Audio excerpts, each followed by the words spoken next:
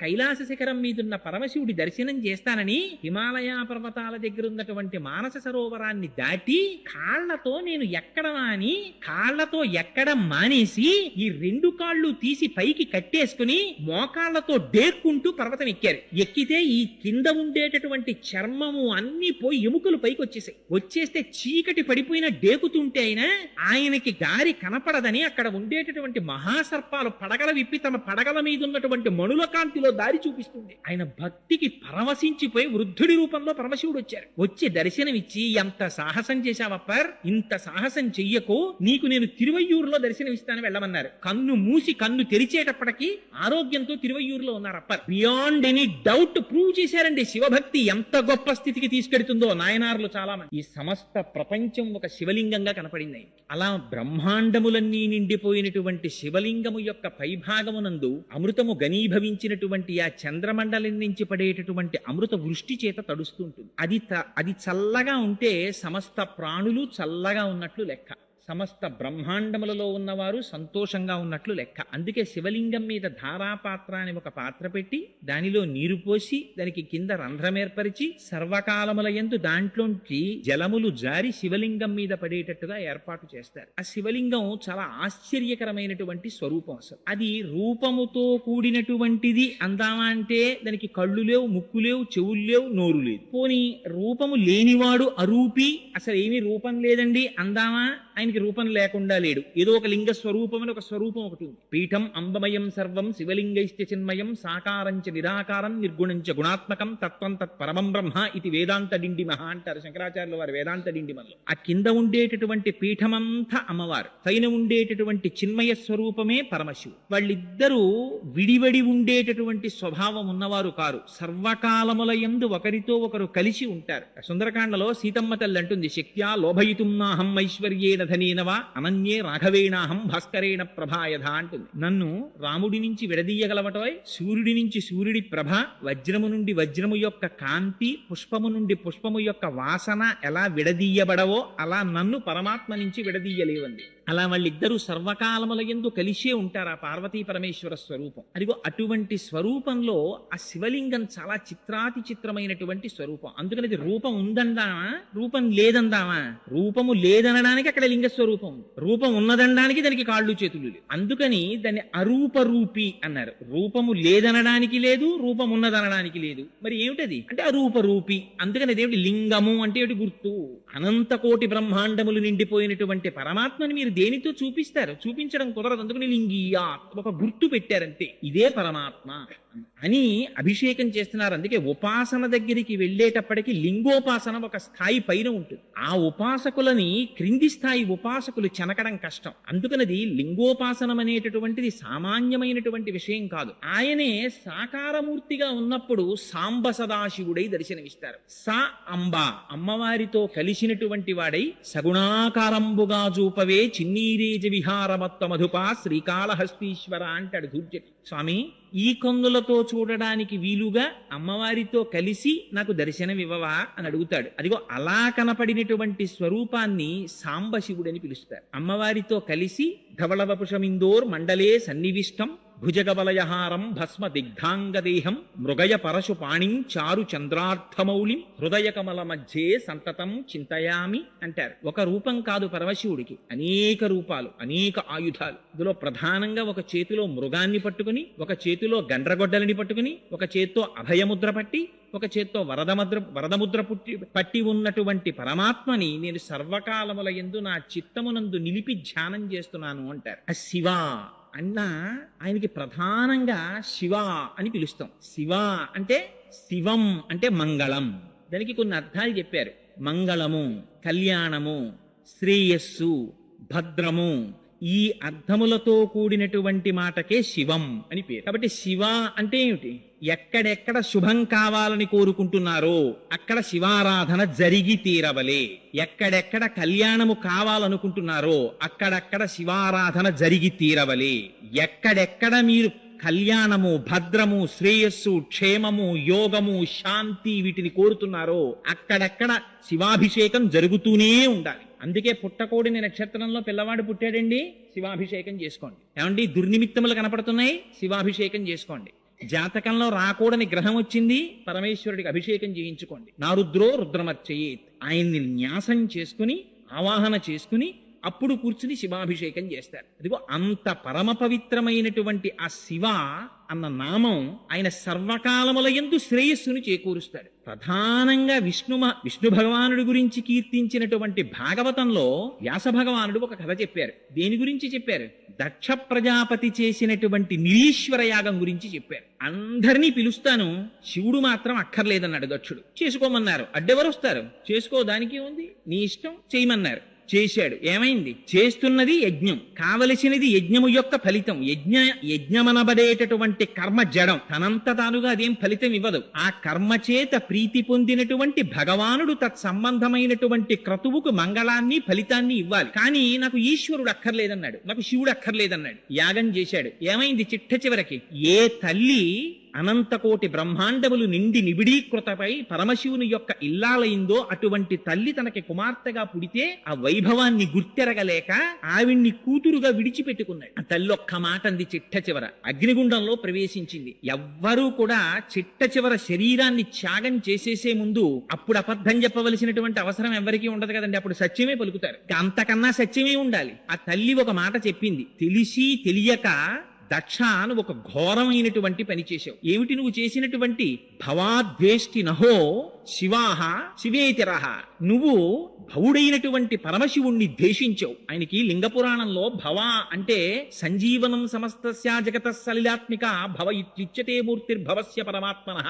ఆయన నీటి రూపాన్ని పొంది ఈ సమస్త జగత్తుని నిలబెడుతున్నాడు పరమశివుడు. నీరు లేకపోతే ఈ జగత్తు లేదు. అటువంటి పరమశివుణ్ణి, అటువంటి మంగళప్రదమైన మూర్తిని నువ్వు ద్వేషించావు. నాకు అక్కర్లేదు శివుడు అన్నారు. ఇది తెలియక చాలా మంది క్షేత్రాలు కడతారు. పరమశివుడు అందమైనటువంటి చిత్రం ఒకటి కొంటారు. మూడో నాడు ఎవరో చెప్తారు, తెలిసి తెలియని వాళ్ళు, ఏమండి ఇంట్లో శివుడి ఫోటో ఉండకూడదు, తీసుకెళ్లి పెట్టేయండి అని. శివాలయం ఒకటి తేరగా దొరుకుతుంది, తీసుకొచ్చి తెల్లవారేటప్పటికి శివాలయాల్లో పెట్టేస్తుంటారు. దాని గురించే భాగవతం మాట్లాడింది. అవి పిచ్చి పనులు. శివాలయానికి తీసుకొచ్చి శివుడి ఫోటో పెట్టేయడం ఏమిటి? నీకు మంగళం అక్కర్లేకపోతే, నీకు శ్రేయస్సు అక్కర్లేకపోతే, నీకు కళ్యాణం అక్కర్లేకపోతే, నీకు సుఖశాంతులు అక్కర్లేకపోతే నువ్వు శివుణ్ణి విడిచిపెట్టేసుకో, అభ్యంతరం ఏం లేదు. నీకు అశాంతి కావాలంటే, అమంగళమే కోరుకుంటే శివుడు నాకు అక్కర్లేదని చెప్పచ్చు. శివుడు అంటేనే మంగళం. అందుకని పోతన గారు, వ్యాసుల వారు నిర్ద్వందంగా చెప్పారు, నువ్వు శివుడు అక్కర్లేదని నిరీశ్వర యాగం చేశావు, అమంగళం జరుగుతుందని చెప్పి అమ్మవారు దేహత్యాగం చేసింది. ఏమైంది? మొదలెట్టిన యాగం తుట్టతుదకి చేసినటువంటి దక్ష ప్రజాపతి యొక్క శిరస్సు తెగి కింద పడిపోయింది. మనకి నేర్పింది భాగవతం. శివకేశవుల మధ్య భేదాన్ని చూడకు, శివుడు వద్దని అనకు. శివుడు అంటేనే మంగళ స్వరూపము. ఆయన పేరు శంభుః. శం అంటే సుఖము, భావయతి శంభుః. ఎవరు ఈ సుఖాన్ని ఇస్తున్నాడో ఆయనకి శంభుః అని పేరు. ఏమిటి సుఖం? నీకు జీవితంలో తెల్లవారి లేస్తే కోరేటటువంటి కామ్యమైనటువంటి కోరికల దగ్గర నుంచి పునరావృత్తి రహితమైనటువంటి శాశ్వత శివ సాయుధ్యమును ఇయ్యగలిగినటువంటి జ్ఞానము వరకు ఇయ్యగలిగినటువంటి వాడు పరమశివుడు. అందుకే ఎక్కడెక్కడ శివ కటాక్షము కలుగుతుందో అక్కడక్కడ జ్ఞానము ప్రసరిస్తుంది. అందుచేతనే ఆ మహానుభావుడికి శంభుః అని పేరు. ఆయన ఎటువంటి శివుడుట? శివానంద లహరిలో శంకర భగవత్పాదాచార్యులు వారు ఒక స్తోత్రం చేశారు. ఆ స్తోత్రంలో అంటారు, భృంగీచ్ఛానటనోత్కటక్కరిమదగ్రాహీ స్ఫురన్మాధవ హ్లాదో నాదయుతో మహాసితవపు పంచేషు బాణాదృత సత్తక్ష సుమనోవనేషున పునఃసాక్షాన్మదీయే మనో రాజీవే భ్రమరాధిపో విహరతాం శ్రీశైల వాసీ విభు అంటారు. ఈ మనోరాజీవము, ఈ మనస్సనబడేటటువంటి పద్మములో విహరించేటటువంటి తుమ్మిద స్వరూపంతో ఉంటాట. ఈ లోపల ఉండేటటువంటి ఈ మన పుష్పం మంచి సుగంధంతో ఉండాలి, పరిమళ భరితమై ఉండాలి, స్వచ్ఛంగా ఉండాలి, మకరందంతో కూడినదై ఉండాలి. అందులో ఏది ఉండాలి? ఎప్పుడు భక్తి అనబడేటటువంటిది ఉండాలి. ఎక్కడెక్కడ భక్తి ఉంటుందో అక్కడ ఆ భక్తి అనేటటువంటి రసాన్ని స్వీకరించడానికి పరమశివుడు లోపల దాని చుట్టూ తిరుగుతూ ఉంటాట. అందుకని ఆ మనస్సు భక్తితో కూడిన నాడు మాత్రమే జ్ఞానమబ్బి మనోలయం అవుతుంది. లేకపోతే శంకర భగవత్పాదులంతటి వారు శివానంద లహరిలో ఎంత గొప్ప కోరిక కోరారంటే, సామాన్యమైన కోరిక కోరారా? నాకు స్వామి నరత్వం దేవత్వం నగవన మృగత్వం వశకత పశుత్వం కీటత్వం భవతు విహగత్వాది జననం సదాత్త పాదాబ్జ స్మరణ పరమానంద లహరి విహారాసక్తం చేద్రు దయమిహ కింతేన వపుష.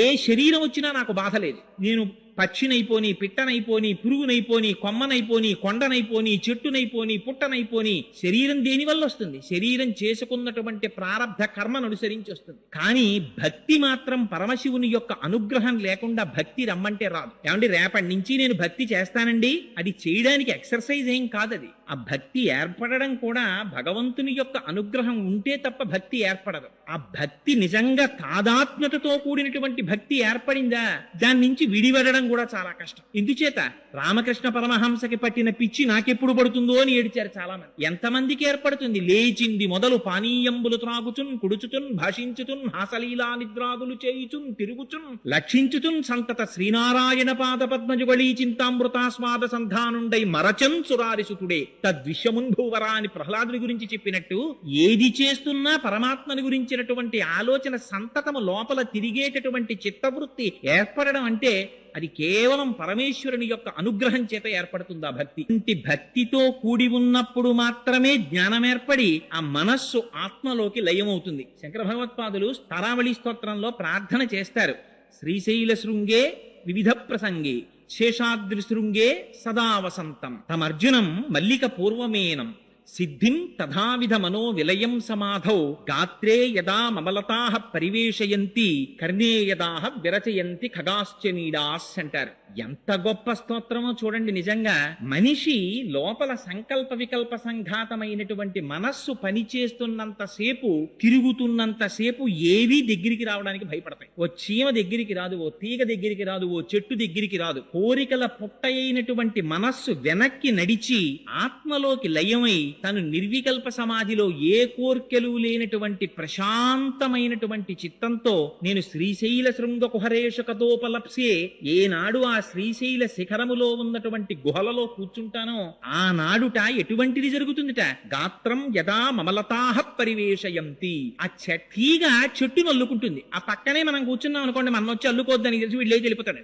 ఎంతగా మనస్సు లయమైపోయినటువంటి స్థితికి నేను చేరుకోవాలంటే తీగలు భయపడకూడదు నన్ను అల్లుకోవడానికి, పక్షులు భయపడకూడదు నా చెవులలో పుల్లలు పెట్టి వాటిలో గూళ్లు కట్టుకోవడానికి. అంతగా మనోలయమైపోయినటువంటి స్థితి నాకు ఆ శ్రీశైల క్షేత్రంలో ఎప్పుడబ్బుతుందో అని స్తోత్రం చేశారు శంకరాచార్యుల వారు. అటువంటి స్వరూపం ఆ లింగ స్వరూపం. అది సామాన్యమైనటువంటి స్వరూపం కాదు. మన అదృష్టం ఏమిటంటే ఈ కార్తీక మాసంలో కృత్తికా నక్షత్రంతో పౌర్ణమి నాడు సాయంకాలం రాత్రి వేళ ఆ జ్యోతి స్వరూపంగా లింగం ఏర్పడింది. అరుణాచలంలో మహానుభావుడు ఆత్మదర్శనాన్ని పొందినటువంటి రమణ భగవానులు అంతటి వారు కూడా జ్ఞాని ఎన్నడూ భక్తిని విడిచిపెట్టడు అనడానికి ఇంకంతకన్నా ఉదాహరణ ఏమిటి? ఒకేసారి ముగ్గురు మహాపురుషులు దక్షిణ భారతదేశంలో కదలాడారు. ఒకరు చంద్రశేఖర పరమాచార్యులు, ఒకరు భగవాన్ రమణులు, ఒకరు మహర్షి అరబిందో.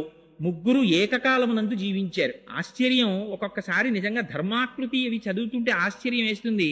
రమణులు ఆశ్రమంలో ఉండగా చంద్రశేఖరులు ఆ అరుణాచలేశ్వరుని యొక్క కొండకి ప్రదక్షిణం చేయడానికి వెడుతూ ఉండేవారు. రమణులు ఒక్కరే బయటికి రాలేదు. చంద్రశేఖరులు ఒక్క క్షణం ఆగి ఆశ్రమం వైపు చూసి వెళ్లిపోయారు. రమణుల్ని అడిగారు, మీరు వెళ్ళలేదేం చంద్రశేఖర పరమాచార్యుల వారి దర్శనానికని. చంద్రశేఖర పరమాచార్యులని ఒకరు, రమణులని ఒకరు, రెండున్నాయా అని అడిగారు. ఎంతటి అద్వైత దర్శనమో చూడండి.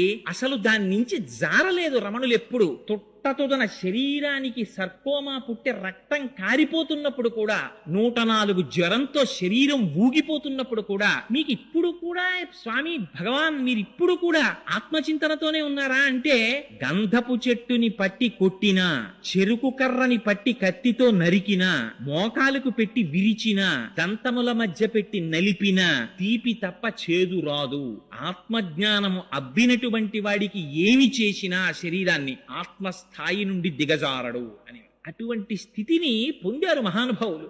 అందుకే ఆ అరుణాచల లింగం గురించి ఎన్ని స్తోత్రాలు చేశారు. అదిగో అటువంటిది ఆ కృత్తికా నక్షత్రంతో కూడినటువంటి పౌర్ణమి నాడు కార్తీక మాసంలో ఏర్పడింది ఆ జ్యోతిస్తంభం. అదే మనం ఎక్కడ చెప్పినా కూడా 12 జ్యోతిర్లింగములు అని పేరు పెట్టి చెప్పి ఆ జ్యోతిర్లింగంగానే అజ్ఞానాన్ని మటుమాయం చేయగలిగినటువంటి లింగ స్వరూపాన్ని ధ్యానం చేస్తాం. అటువంటి వాటిలో పరమ ప్రఖ్యాతమైనటువంటి స్వరూపం కపిల తీర్థంలో ఉన్నటువంటి ఒక లింగం. ఇవాళ ఎందుకు ఈ విషయాన్ని ప్రస్తావన చేయవలసి వచ్చిందంటే, నాకు పాపం చాలా మంది ఫోన్ చేశారు, ఏమండి ఒక్కసారి ఆ కపిల తీర్థం గురించి 4 మాటలు చెప్పండి అని అడిగారు. ఈ మధ్య రామారావుపేట శివాలయంలో ఉపన్యాసం చెప్తూ కపిల తీర్థానికి జరిగేటటువంటి అన్నాభిషేకం గురించి ప్రస్తావన చేస్తే చాలా మంది ఈ మాట ఎక్కడైనా చెప్పినప్పుడు కపిల తీర్థం గురించి ఒక 4 మాటలు చెప్పండి అని అడిగారు. కపిల తీర్థం గురించి చెప్పడము అంటే శివలింగం గురించి చెప్పడమే. ఎందుకని అంటే శివలింగములు ఏర్పడడం దృష్ట్యా 7 రకాలుగా ఏర్పడతాయి. ఒకటి మృణ్మయములు అంటారు, అంటే మట్టితో చేయబడినటువంటి లింగం అయితే దాన్ని మృణ్మయ లింగము అంటారు. రెండవ దాన్ని సైకత లింగము అంటారు, అంటే తాత్కాలికంగా పూజ చెయ్యడానికి కానీ లేదా ఇతర పద్ధతులలో కానీ ఇసుకతో చేసినటువంటి లింగం అయితే దానికి సైకత లింగం అని పేరు. మూడవ దానిని లోహజ లింగము అంటారు. లోహంతో చేయబడినటువంటి లింగం అయితే అది లోహజ లింగం, బంగారము వెండి మొదలైన దాంతో. నాలుగవది రత్నజ లింగము అంటారు. రత్నములతో చేయబడినటువంటి లింగ స్వరూపం అయితే దాన్ని రత్నజ లింగం అంటారు. ఆ తరువాత వచ్చేటటువంటిది 5వ తరహా లింగం చెక్కతో చేయబడినటువంటిది, దారువుతో చేయబడినటువంటి లింగాన్ని 5వది. ఆ తరువాత చేయబడినటువంటి లింగం ఈ రాతితోంచి శైలజ లింగము అని, ఈ రాతిలోంచి చేయబడినటువంటి లింగాలు. ఇలా 7 రకాలుగా లింగములు తయారవుతాయి. ప్రతిష్ఠ దృష్ట్యా అంటే స్వామివారి శివలింగాన్ని ప్రతిష్ఠ చేసేటటువంటి పద్ధతిలో ఆలోచన చేసినప్పుడు 6 రకాలుగా చెప్తారు శివలింగాన్ని. మొట్టమొదటిది స్వయంభూలింగములు అంటారు. అది ఒకళ్ళు ప్రతిష్ఠ చేసింది కాదు, అది కాలంలో ఎప్పుడు ఏర్పడిందో ఎవ్వరికీ తెలియదు. తనంత తానుగా ఏర్పడినటువంటి శివలింగం. శ్రీశైలంలో ఏర్పడినది, రామేశ్వరంలో ఏర్పడినది. ఇలాంటి రామేశ్వరంలోది రామచంద్రమూర్తి ప్రతిష్ఠ చేశారని, శ్రీశైలంలో వారణాసిలో అలాంటి చోట్ల కేదారేశ్వరంలో అలాంటి చోట ఏర్పడినటువంటి శివలింగములకు అవి స్వయంభూలింగాలు. రెండవది దివ్యలింగములు అంటారు. దివ్యలింగములంటే దేవతల చేత ప్రతిష్ఠ చేయబడినటువంటి లింగములు. ఇక్కడ మనకి శ్యామలకోట సంస్థానంలో సామర్లకోట అంటారే, అక్కడ ప్రతిష్ఠ చేయబడినది. ఇలాంటి వాటిని దివ్యలింగములు అంటారు. ఇవి ఒకదానికన్నా ఒకటి కిందకు ఉంటాయి. మూడవ లింగం ఆర్షలింగములు అంటారంటే మహర్షులు స్థాపించినటువంటి లింగములు. నాలుగవ వాటిని మానుషలింగములు అంటారు, అంటే మనుష్యులు ప్రతిష్ఠ చేసినటువంటి లింగాలు. 5వది రాక్షస లింగములు అంటారు, అంటే రాక్షసులు కూడా శివలింగాన్ని ప్రతిష్ఠ చేస్తారు, అందుకని వాటిని రాక్షస లింగములు అంటారు. ఆ తరువాత 6వ లింగాన్ని అవి సహజలింగములు అంటారు. అవి ప్రకృతిలో తనంత తానుగా శివలింగం ఏర్పడి తనంత తాను ధారాపాత్ర ఏర్పడి తనంత తాను అభిషేకం జరిగిపోతుంటుంది. అలా జరుగుతుందా అండి అని మీకు అనుమానం రావచ్చు. మీరు ఎప్పుడైనా అరకు వెళ్ళినప్పుడు బుర్రా కేవ్స్ అని చెప్పి ఉన్నాయి మనకి, చాలా మంది చూడ్డానికి వెడుతూ ఉంటారు. మీరు వెడితే ఇప్పటికీ చూడొచ్చు, నది కొండని తొలుచుకుంటూ వెళ్ళిపోయింది. వెళ్ళిపోతే ఆశ్చర్యం ఏమంటే అక్కడ ఒక శివలింగం ఏర్పడ్డాయి. ఆ శివలింగాలు పైన ఎక్కడో కొండ యొక్క ఉపరితలం ఉంటుంది. ఆ కొండ ఉపరితలం మించి ఖచ్చితంగా ఈ శివలింగం ఏర్పడిన దాని మీదకి సన్నటి ధార ఎడతెరిపి లేకుండా రాత్రింబాళ్ళు పడిపోతుంటుంది. ఆ పడిపోతున్నది శివలింగం పెరిగిపోతుంటుంది. అది విచిత్రం. అది పెరిగి పెద్దదైపోయి అక్కడికి వెడితే మనకి బుర్రా కేవ్స్ లో చూపిస్తారు, పెరిగి పెద్దదైపోయి శివలింగం స్తంభంలా పెరిగి పెరిగి మళ్ళీ వెళ్ళి కొండని ముట్టుకుంటుంది. అలా నీళ్లు పడి ఆ శివలింగం అలా పెరుగుతూ ఉంటుంది. ఇప్పటికీ బుర్రా కేవ్స్ లో అటువంటి శివలింగాలు ఉన్నాయి. ఇప్పటికీ అభిషేక తీర్థం పడుతూ పెరుగుతున్న శివలింగాలు. అదిగో అటువంటి లింగములని సహజముగా ఏర్పడినటువంటి లింగములు అంటారు. ఆ తరువాతది బాణలింగం. బాణలింగం అంటే నర్మదా నదిలో ఉండేటటువంటి శిలల్ని నీటి యొక్క వేగము ఒరుచుకుంటూ వెళ్లడం చేత ఏర్పడినటువంటి లింగములను బాణలింగములు అని పిలుస్తారు. ఈ విధంగా ప్రతిష్ఠ దృష్ట్యా ఆ శివలింగాల్ని 7 రకాలుగా విభజించారు. అందులో పరమపావనమైనటువంటి లింగమూర్తి ఆ కపిల తీర్థంలో ఉన్నారు. మనకి వెంకటాచలం తెల్లవారి లేస్తే తెలుగువారికి కొంగు బంగారం వెంకటేశ్వర స్వామి వారు. వెంకటేశ్వర స్వామి వారి దర్శనం చెయ్యనటువంటి వారు ఎవ్వరూ ఉండరు. తెల్లవారి లేస్తే ఏ కష్టం వచ్చినా ఏ సుఖం వచ్చినా ఆ స్వామి సన్నిధానంలో చెప్పుకుంటాం, ఆయన దగ్గరికి పరిగెడతాం. ఆ వెంకటేశ్వర స్వామి వారు వెలిసినటువంటి 7 కొండలు ఎంత ప్రాచీనమైనవో ఆ బ్రహ్మాండ పురాణంలో ఒక మాట చెప్తారు, వరాహ పురాణంలో. అందులో కృతే వృషాద్రిం వక్షంతి త్రేతాయాం అంజనాచలం ద్వాపరే శేషశైలంతు కలౌ వెంకటాచలం నామాని యుగభేదేన శైలాస్థాస్య భవంతి. కృతయుగంలో దాన్ని వృషాద్రి అని పిలిచారు, త్రేతాయుగంలో అంజనాద్రి అని పిలిచారు, ఆ తరువాత ద్వాపర యుగంలో శేషాద్రి అని పిలిచారు, కలియుగంలో వెంకటాద్రి అని పిలుస్తున్నారు. యుగములు మారిపోయాయి కానీ ఆ కొండ మాత్రం అలాగే ఉంది. ఆ కొండ ఎంత ప్రాచీనమో కొండ కింద ఉన్నటువంటి ఆ కపిల తీర్థ క్షేత్రంలో ఉన్నటువంటి శివలింగము కూడా అంతే ప్రాచీనం. ఎందుకని అది స్వయంభూ. ఎప్పుడు ఏర్పడిందో ఎవ్వరికీ తెలియదు కపిల తీర్థం. ఎందుకు చెప్తున్నానంటే ఈ మాట, కపిలతీర్థానికి మీరు ఈ మాట వెళ్ళినప్పుడు, తిరుమల క్షేత్రానికి వెళ్ళినప్పుడు తప్పకుండా కపిలతీర్థానికి వెళ్ళండి. వెళ్ళి దర్శనం చెయ్యండి. వెంకటేశ్వరుడు ఒకడు, పరమశివుడు ఒకడు కారు, ఇద్దరూ ఒకటే. ఎందుచేత అంటే చంద్రశేఖర పరమాచార్యులు ఒక అద్భుతమైనటువంటి మాట చెప్తుండేవారు. తిరుమలై. తిరుమలై అంటే ఏమిటండి? తిరు అంటే శ్రీ అని అర్థం, గౌరవవాచకం. మలై అంటే శైలము, కొండ. దాని పేరేమిటి? శ్రీశైలము. తిరుమల నంబి అని శ్రీ మహావిష్ణువుని కొలిచినటువంటి మహాభక్తులు తిరుమల నంబి. ఆయన్ని సంస్కృతంలో పిలవవలసి వస్తే శ్రీశైల పూర్ణులు అని పిలుస్తారు ఆయన్ని. ఇది శ్రీశైలమే. తిరుమలై అంటే శ్రీశైలం, శ్రీశైలం అన్నా శ్రీశైలమే. రెండు శ్రీశైలాలే. రెండు శ్రీశైలాల్లోనూ ఇక్కడ కరచరణాదులతో కూడినటువంటి స్వామి ఉన్నారు, అక్కడ కరచరణాదులతో కనపడనటువంటి అరూపరూపి అయిన పరమాత్మ ఉన్నారు. ఒకే పరమాత్మ ఏకస్త్వమేవ బహుధా భవభాసి లోకే నిశంకధీర్ వృషభకేతన మల్లినాథ శ్రీభ్రామరి ప్రియ సుఖాశ్రయ లోకనాథ అన్నట్టుగా ఒక పరమాత్మే రెండు రూపాలుగా దర్శనమిస్తున్నారు అక్కడ. అందుచేత రెండు కాదు ఉన్న పదార్థాలు. అందుకని ఆ కొండ ఎంత ప్రాచీనమో కపిలతీర్థంలో ఉన్నటువంటి స్వామి కూడా అంత ప్రాచీనం. ఆ కపిలతీర్థం ఎంత గొప్పదంటే, పూర్వకాలంలో ఎప్పుడో కృతయుగంలో కపిల మహర్షి పాతాళ లోకంలో శివలింగాన్ని ఒక దాన్ని, వెలిసినటువంటి శివలింగానికి పూజ చేసి ధ్యానం చేస్తుండేవారు. ఆ శివలింగం పెరుగుతూ పెరుగుతూ పైకొచ్చింది. అది భూమిని బద్దలు చేసుకుని పైకొచ్చింది. పైకొచ్చి ఇంకా ఇంకా పెరుగుతోంది. పెరుగుతుంటే కామధేనువు గబగబా పరిగెత్తుకొచ్చింది. బ్రహ్మగారు ఆవు రూపంలో వచ్చారు, శ్రీ మహావిష్ణువు గోపాల బాలుడి రూపంలో వచ్చారు. ఈ ఆవు క్షీరధారల్ని అభిషేకించింది, శ్రీ మహావిష్ణువు కాపు కాశారు. ఈ కామధేనువు వచ్చి తన కాలి గిట్ట తీసి శివలింగం మీద పెట్టి ప్రార్థన చేసింది. మా వర్ధస్య, స్వామి ఇక నువ్వు పెరగకు అని అడిగింది. ఇప్పటికీ కూడా కపిలతీర్థంలో ఉండేటటువంటి శివలింగం తల మీద కాలి గిట్ట యొక్క ముద్ర ఉంటుంది. అలాగే సజ్జోజాత అఘోర తత్పురుష వామదేవ ఈశానములనేటటువంటి 5 ముఖాలతో చూస్తూ ఉంటాడు పరమశివుడు. 5 ముఖాల్లో ఆ పశ్చిమాభిముఖంగా ఉండేటటువంటి పరమశివుని యొక్క ముఖానికి, ఆ సజ్జోజాత మూర్తికి 3వ కన్ను ఆ శివలింగానికి ఇప్పటికీ కనపడుతుంటుంది. అది అలంకారం చేసినప్పుడు మనం అంతరాలయంలోకి వెళ్ళి స్పష్టంగా చూడడం కుదరదేమో అన్న ఉద్దేశ్యంతో దీనికి సంబంధించినటువంటి చిత్తరువులన్నింటినీ సభామంటపంలో పెట్టారు. దర్శించగలిగినటువంటి వాళ్ళు వెళ్లి దర్శించి ప్రార్థన చేయవచ్చు. అది శివలింగం మొట్టమొదట తెల్లగా ఉంటుంది, మధ్యలో పసుపు వర్ణంతో ఉంటుంది, బంగారు రంగుతో, పైన ఎరుపు వర్ణంతో ఉంటుంది. ఆ కపిల తీర్థంలో ఉండేటటువంటి కపిలలింగము ఎంత ప్రాచీనమైనటువంటి లింగమో, ఆ పక్కనే ఉండేటటువంటి కామాక్షి అమ్మవారు కూడా అంతే ప్రాచీనమ తల్లి. కామాక్షి అంటేనే, కామ అంటే అందమైన అక్షి కందులు కలది కాదు కాదు. కామ అంటే కోరికలను కేవలం తన చూపుల చేత ఇయ్యగలిగినటువంటి తల్లి. శంకరులు సౌందర్యలహరిలో స్తోత్రం చేస్తారు. నఖైర్నాక స్త్రీణాం కరకమల సంకోచ శతిభిః స్తరూణాం దివ్యానాం హసత యువతే చండిచరణౌ ఫలాని స్వస్థేభ్యః కిసలయ కరాగ్రేణ దదత దరిద్రేభ్యో భద్రాం శ్రియమనిష మహ్నాయ దదతౌ అంటారు. అమ్మ మాకు బెంగలేదమ్మా, మేము ఎక్కడున్నా సరే మాకు కామధేను అక్కర్లేదు, కల్పవృక్షం అక్కర్లేదు, అవన్నీ దేవతల దగ్గర ఉన్నాయి, వాళ్ళు ప్రార్థన చేస్తారు. మాకేం కావాలి, మాకేం బెంగలేదు, మేము ఎక్కడున్నా సరే మాకు ఆపదొచ్చిందా అమ్మా అని ఒక్క పిలుపు పిలుస్తాం అంతే. ఆ అమ్మ పాదాలను ఒక్కసారి తలుచుకుంటాం అంతే. ఎక్కడుంటే మాత్రమేమిటి, ఆ తల్లి దృష్టి ఎంత దూరం పెడుతుంది. శంకరులు అంటారు సౌందర్యలహరిలో, దృశాద్రాఘీయస్యాదరదలిత నీలోత్పల రుచ దవీయాంసం దీనం స్నపయ కృపయా మమపి శివే అనేనాయం ధన్యో భవతి నచతే అనిరియత వనేవా హర్మ్యేవా సమకర నిపాతో హిమకర అంటారు. ఈ బ్రహ్మాండములన్నీ ఎంత నిండిపోయాయో అంతకన్నా దాటి అమ్మవారి చూపు చూస్తుంటుందిట. దృశాద్రాఘీయస్యాదరదలిత నీలోత్పల రుచ, నల్ల కలువలు ఎలా ఉంటాయో అలా ఉంటాయట అమ్మవారి కళ్ళు. అందుకని ఆవిడ కళ్ళకి కామాక్షి అని పేరు. కాదు కాదుట, కామాక్షి అంటే కామేశ్వరుణ్ణి చూసి చూసి కామేశ్వరుణ్ణి తన కన్నులుగా పెట్టుకుందిట.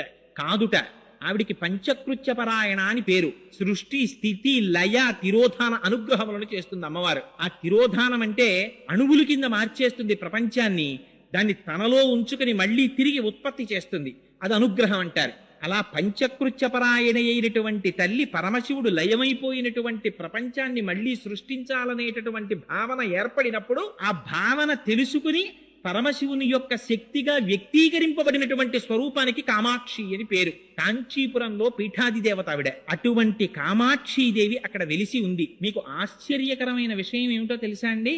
ఎంతంత గొప్ప గొప్ప జ్వరాలు రానివ్వండి, ఎటువంటి తాపములు ఏర్పడనివ్వండి, ఎంత కాలానికి తగ్గనటువంటి జ్వరంతో బాధపడుతున్నవారు, ఎంత కాలానికి తగ్గనటువంటి వ్యాధులతో బాధపడుతున్నవారు. ఆ మధ్యకాలంలో నేను పేపర్లో ఒక సంఘటన చదివాను. ఒక ఆయన వెళ్ళి హాస్పిటల్లో చూపించుకుంటే ఆయనకి ఎక్స్రే, ఈసీజీ అవి తీసి చాలా పరమ ఉపద్రవకరమైనటువంటి వ్యాధి ఒకటి పొడసూపుతోంది అని చెప్పి డాక్టర్లు నిర్ధారించారు. ఏమో ఉంటామో ఉండవో అనే అనుమానంతో ఆయన ఆపరేషన్ టేబుల్ ఎక్కే ముందు ఒక్కసారి కపిలతీర్థానికి వెళ్లి స్వామి దర్శనం చేద్దామని వెంకటాచలంలో వెంకటాచల ప్రభువుని, కపిలతీర్థంలో పరమశివుణ్ణి దర్శనం చేసి అక్కడ జలపాతం కింద స్వామి పుష్కరిణిలో స్నానం చేసి వెళ్లారు. వెడితే ఆయన్ని మళ్ళీ ఆపరేషన్ టేబుల్ మీదకి తీసుకెళ్లే ముందు చూస్తే అందులో ఇంతకు ముందు కనపడినటువంటి వ్యాధి కనపడలేదట. ఇది అబద్ధమని మీరు అనుకుంటారేమో.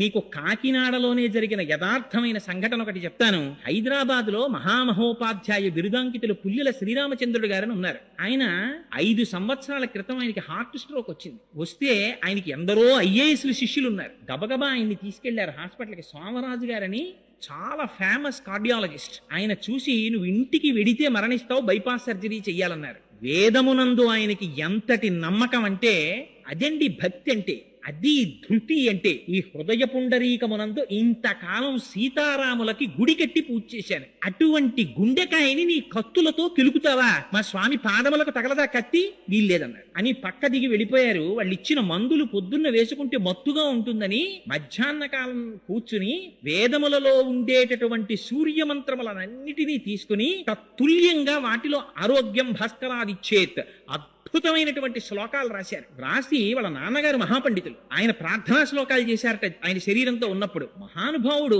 మన పట్టణంలో ఉప్పులూరి కామేశ్వరరావు గారని మీరు వినే ఉంటారు, ఫిజిక్స్ లెక్చరర్ గారు. ఆయన మహర్షి సదృశులు ఫిజిక్స్ లో.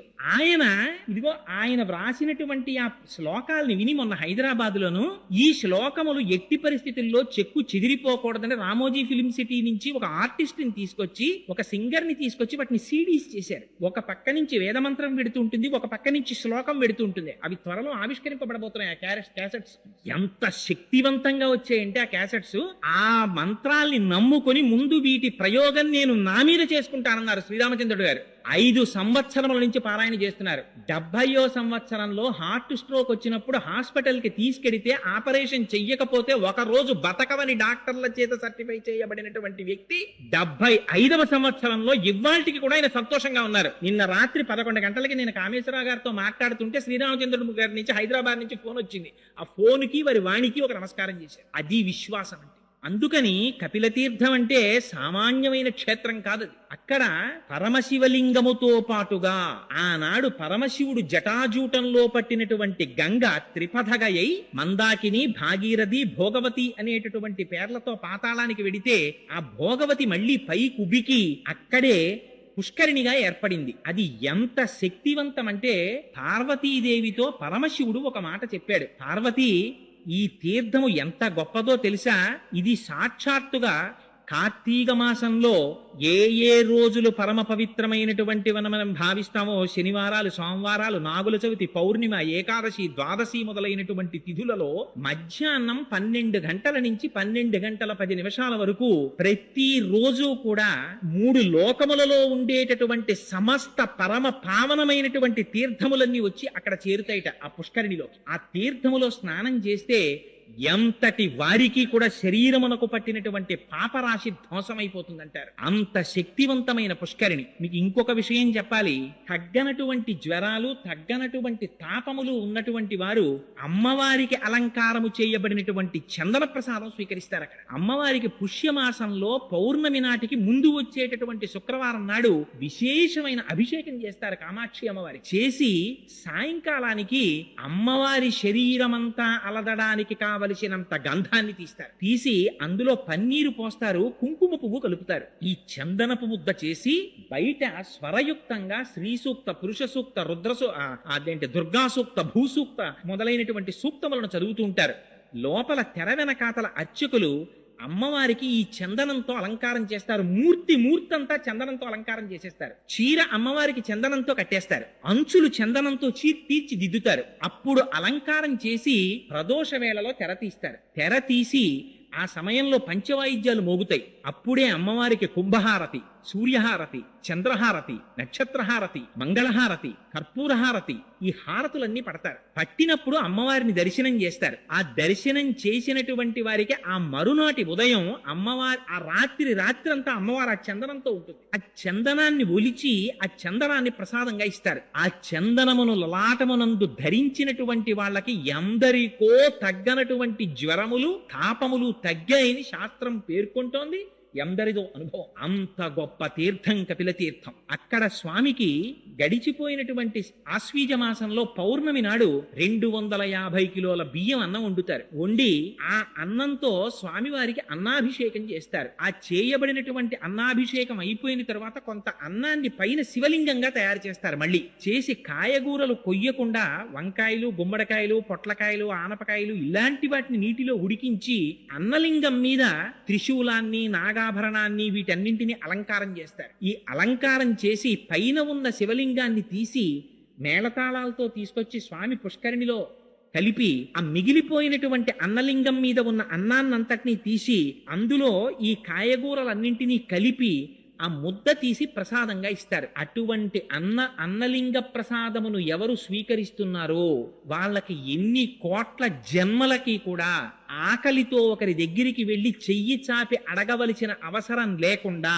అన్నపానాదులకు లోటు లేనటువంటి స్థితిని వాడు పొందుతాడని ప్రమాణం. అదిగో అటువంటి అన్నాభిషేకం ఆ కపిల తీర్థంలో జరుగుతుంది. కపిల తీర్థం యొక్క గొప్పతనం ఏమిటంటే పితృకార్యం చెయ్యనటువంటి వాళ్ళు, పితృకార్యం మానేసినటువంటి వాళ్ళు, పితృదేవతల యొక్క ఆగ్రహమునకు గురి అయినటువంటి వారు కపిల తీర్థానికి వెళ్లి పితృకర్మ చేసినట్లయితే వారు ఇంతకు ముందు పితృకార్యాన్ని మానివేయడం చేత కలిగినటువంటి పాపము నివృత్తి అవుతుంది. అందుకే వెంకటాచల మహాత్యంలో చెప్తారు, మాధవుడని చెప్పి ఒక బ్రాహ్మణుడు త్రికాలముల యందు సంధ్యావందనం చేసేవాడు. ఆయనకి చంద్రలేఖ అని భార్య. అంత సంతోషంగా ఉన్నవాడికి ఎందుకు పుట్టిందో బుద్ధి కుంతల అనబడేటటువంటి ఎక్కడో పుట్టినటువంటి ఏ సంస్కారము లేనటువంటి ఒక స్త్రీ యందు మోహం కలిగింది. ఆవిడితో జీవించడం మొదలుపెట్టాడు. సురాపానం మొదలుపెట్టాడు.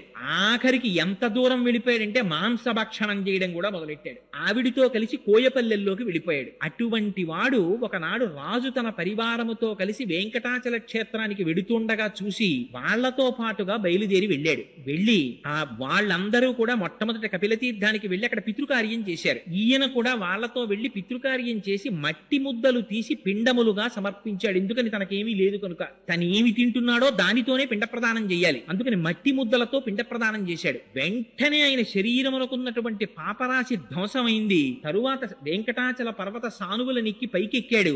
అక్కడికెక్కి స్వామి పుష్కరిణిలో స్నానం చెయ్యగానే బ్రహ్మాది దేవతలు ప్రత్యక్షమై నీకు భవిష్యత్తులో నువ్వు ఆకాశరాజుగా జన్మిస్తావు, నీకు జన్మించినటువంటి కుమార్తె పద్మావతి వెంకటాచలపతికి భార్య అవుతుందని వరమిచ్చారు. అందుకని ఆ వెంకటాచలంలో ఉన్నటువంటి ఆ కపిల తీర్థంలో ఉన్నటువంటి ఆ తీర్థం అంత గొప్ప తీర్థం. అది సాక్షాత్తుగా పాతాళంలో భోగవతి పైకి పొంగింది. కపిల తీర్థంలో దర్శించవలసినటువంటి మహాద్భుతమైనటువంటి విషయం వేరొకటి ఏమిటంటే ఆ కపిల తీర్థానికి దాటి కొంచెం పక్కకి రాగానే మీరు ఎక్కడా చూడనటువంటి విచిత్రమైనటువంటి మూర్తి సోమస్కంద మూర్తి ఉంటారు. అక్కడ ఆ పక్కన ఉన్న అరుగు ఉంటుంది. ఆ అరుగు మీద సోమస్కందుడు ఉంటారు. ఈ మాట మీరు ఎవరైనా వెళ్ళినప్పుడు తిరుమల క్షేత్రానికి తప్పకుండా దర్శనం చేయండి. ఆ సోమస్కందుడు ఏర్పడడం వెనకాతల ఒక కథ ఉంది. రాజేంద్ర చోళుడనేటటువంటి చక్రవర్తికి కలలో కనపడి పార్వతీ పరమేశ్వరులు ఆదేశించారు, నన్ను సోమస్కందుడిగా అక్కడ ప్రతిష్ఠ చేయమని. అందుచేత సోమస్కంధమూర్తి వెలిశారు. సోమస్కందుడు అంటే సా ఉమా స్కంధ. పరమశివుడి పక్కన పార్వతీదేవి, పార్వతీదేవి పక్కన స్కంధుడు ఉంటారు, సుబ్రహ్మణ్యేశ్వర స్వామి. ఆయన తల్లిదండ్రులు ఎంత పెద్ద ఆఫీసర్లు అయితే మాత్రం, ఇద్దరు ఐఏఎస్ ఆఫీసర్లే అనుకోండి తల్లిదండ్రులు, పిల్లాడు వాళ్ళిద్దరి మధ్యలో కూర్చొని ఆడుకోవడం మానేస్తాడు ఏమిటి? అమ్మో మా నాన్నగారు పెద్ద చీఫ్ సెక్రటరీ, మా అమ్మగారు పెద్ద ఐఏఎస్ ఆఫీసరు, వీళ్ళిద్దరి మధ్యలో నేను ఆడుకోకూడదు అనుకుంటాడు వాడు. అలా పార్వతీ పరమేశ్వరుల మధ్యలో నిలబడి ఆ పిల్లవాడు ఆడుకుంటూ సంతోషంగా కనపడతాడు, చేతులు ఊపుకుంటూ సుబ్రహ్మణ్యేశ్వరుడు. అదిగో అటువంటి మూర్తికి సోమస్కంధమూర్తి అంటారు. ఆ సోమస్కంధమూర్తిని దర్శనం చేసినంత మాత్రం చేత పరమశివానుగ్రహం కలిగి ఉల్లాసవంతంగా ఎటువంటి సమస్యలున్నా సమస్యలు తీరుతాయిట. అటువంటి సోమస్కంధుడు ఉంటాడు. ఆ పక్కనే ధనిశ్చండు అని ఒక మూర్తి ఉంటారు. మనకి శివాలయాలన్నింటిలోనూ కూడా చండీశ్వరుడు ఉంటాడు. ఇక్కడ ఉన్నారు కదా స్వామి, వెనకాతలే ఉంటారు. ఆ చండీశ్వరుడు గురించి చంద్రశేఖర పరమాచార్యులు వారు ఎప్పుడు చాలా అందమైన మాట ఒకటి మాట్లాడేవారు. చండీశ్వరుడు అన్న మాట ఎప్పుడు చెప్పినా చంద్రశేఖరులు ఏమనేవారంటే, మనలా పుట్టి పరమశివ కుటుంబంలో 5వ వాడైన వాడు అనేవారు. ఎందుకని? శివుడు, పార్వతి, గజాననుడు, సుబ్రహ్మణ్యుడు, ఈ నలుగురు కాకుండా దక్షిణ భారతదేశంలో ఎప్పుడెప్పుడు ఊరేగింపు జరిగినా అప్పుడప్పుడు ఈ చండీశ్వరుణ్ణి కూడా 5వ వాడిగా తీసుకెడతారు. ఆయన కుటుంబంలో ఒక సభ్యుడైపోయాడు. అసలు ఆ చండీశ్వరుడి వృత్తాంతం చాలా ఆశ్చర్యకరం తెలుసా అండి. ఎందుకంటే కార్తీక మాసంలో ఇంత పరమ పవిత్రమైన ఆలయంలో అసుర సంధ్య వేళలో కూర్చుని అట్లాంటి వృత్తాంతం మనం చెప్పుకున్నా విన్నా చాలు, మన జన్మ పావనం అయిపోతుంది. ఆ చండీశ్వరుడు, ఆయన పేరు మనందరం ఎలా పుట్టామో అలా విచార శర్మ అనేటటువంటి పేరుతో మనలాగే పుట్టి పెరుగుతుండేవాడు. ఆయన వేదం చదువుకుంటూ ఉండేవాడు. ఒకనాడు ఆవులను కాసేటటువంటి ఒక గొల్లవాడు ఒక ఆవుని పట్టుకుని కొడుతున్నాడు. చూశారాయన, బాధ కలిగింది. అయ్యయ్యో, గోవు యొక్క శరీరంలో 3,000,000 దేవతలు ఉంటారంటారయ్యా, ఆవును కొడుతున్నావా అన్నారు. ఈ ఆవు సరిగ్గా పాలివ్వట్లేదు, ఇది మేత మెయ్యట్లేదన్నాడు. ఆవుని కొట్టకు, నీకు చేత కాకపోతే ఇక నుంచి నేను కాస్తాను ఆవులను అని ఊళ్ళో వాళ్ళ నొప్పించి వేద విద్యార్థి విచార శర్మ ఆవులన్నింటినీ తీసుకుని వెళ్ళేవాడు. ఎంతగా పోషించాడంటే మహానుభావుడు, పుట్టల మీద ఏటిగట్ల మీద ఉండేటటువంటి గడ్డి కోసమని వెడితే పశువులకి ఇబ్బంది కలుగుతుందని ఆయన వెళ్ళి ఆ గడ్డి కోసి తెచ్చి ఆవులకి మేపేవట్ట. ఎప్పుడు వేదం చెప్పుకుంటూ కూర్చునేవట్ట. పరవశించిపోయి ఆవులన్నీ ఆయన దగ్గరికి వచ్చి తమకు ఉన్నటువంటి 4 శిరములలో ఒక శిరము నుంచి పాలు విడిచిపెడుతుండేవిట ఆయన తాగమని. ఆయన నేను త్రాగడం ఏమిటని దొన్నెలలో ఆ పాలు పట్టి తీసుకుని వెళ్ళి ఓ చెట్టు కింద పెట్టి ఒక సైకతలింగాన్ని ఏర్పాటు చేసుకుని ఆకు దొన్నెలలో పువ్వులు తెచ్చి ఈ పాలతో పరమశివుడికి అభిషేకం చేసుకుంటుండేవాడు సైకతలింగానికి. ఒకనాడు అరణ్య మార్గంలో అటుగా వెళ్ళిపోతున్నటువంటి ఆ ఊళ్ళో ఉన్న ఒక వ్యక్తి చూసి ఈ పిల్లవాడు ఆవుల నుంచి వచ్చినటువంటి పాలని తీసి సైకతలింగానికి పూజ చేసి వృధా చేస్తున్నాడని వెళ్ళి అక్కడ ఉండేటటువంటి ప్రజలతో చెప్పారు. వాళ్ళందరూ విచార శర్మ యొక్క తండ్రి గారిని గద్దించి అడిగారు, మీ పిల్లవాడు ఇప్పటికి వాళ్ళకి శుభ్రంగా ఆవు పాలు వస్తున్నాయి, అయినా ఈ పిల్లవాడు కొన్ని పాలు వృధా చేసేస్తున్నాడని వాళ్ళకి బాధ.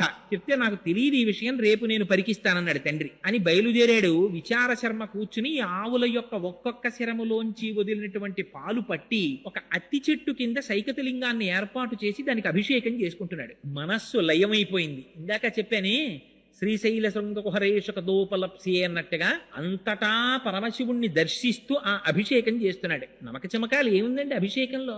నమక చమకాలన్నీ అన్నింటిలో నువ్వున్నావు, అన్నింటిలో నువ్వున్నావు, అన్నింటిలో నువ్వున్నావు, అన్నింటిలో నువ్వున్నావు, అంతే నమ్మకం అంటే. అంతా నువ్వే అని చెప్పడమే. పేన్యాయచ సికత్యాయచ చోరాయచ శిష్ప్యాయచ, ఇందులో లేడు. దొంగలో నువ్వే, దొంగలో నువ్వే, వడ్రంగిలో నువ్వే, నురుగులో నువ్వే, నీటిలో నువ్వే, నిప్పులో నువ్వే, అడవిలో నువ్వే, ఆ పైన మెరిసే మెరుపులో నువ్వే, విద్యుత్తులో నువ్వే, భూమి మీద నువ్వే, నువ్వు తప్ప ఇంకొకటి లేదని చెప్పడమే నమ్మక చమకాలు. అటువంటి దర్శనం చేస్తూ ఆ అభిషేకం చేసుకుంటున్నాడు.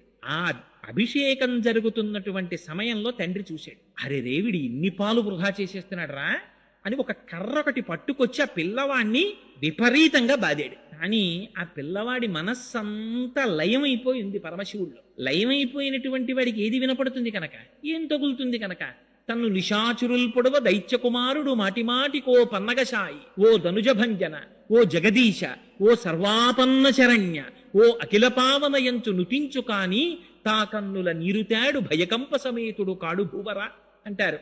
ఆనాడు ప్రహ్లాదుండి బాధిస్తే ఆ లక్ష్మీనారాయణుల్ని తలుచుకుంటూ ఆ బాధలన్నీ మరిచిపోతే స్వామివారు ప్రహ్లాదుండి రక్షించుకున్నట్టుగా పరమశివుడు రక్షించుకున్నాడు ఆ పిల్లాన్ని. చిట్ట చివర ఆ తండ్రికి అసహనం వచ్చింది. ఒరే కొట్టి కొట్టి నా చేతులు నెప్పెడుతున్నాయి కానీ వీడు అభిషేకం మానట్లేదురా అని అక్కడ ఉన్నటువంటి పాలకుండని తన కాలుతో తల్లాడు. ఆ కుండ పగిలిపోయేటప్పటికి పిల్లవాడు బహిర్ముఖుడయ్యాడు. వాడికి ఆగ్రహం వచ్చింది. దేనికి ఆగ్రహం వచ్చింది? నేను జయిస్తున్నటువంటి శివాభిషేకానికి అంతరాయం కల్పించాడు అని అక్కడ పశువులు కాసేటటువంటి కర్ర తీశాడు.